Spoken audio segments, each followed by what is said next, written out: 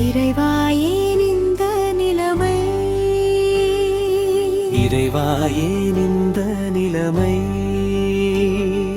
திருவோரமாகச் சென்றோம், அங்கங்கே நம் உறவுகளை கண்டோம், மனம் பதறி நின்றோம்.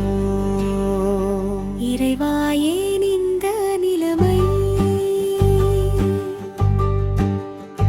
உண்பதற்கே உணவில்லாமல், உடுத்துவதற்கே ஆடை இல்லாமல், தெருவோரம் துயிலும் உயிர்கள்.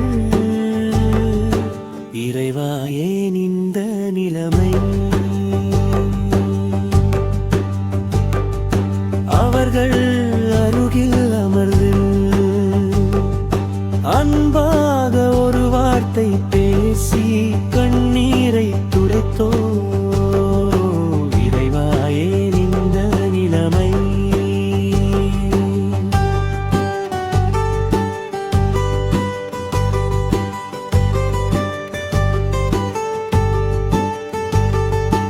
அழுக்கு படிந்த உடலுடன் ஜடையாக முடி சிக்கி கிழிந்த ஆடையில் சுற்றும்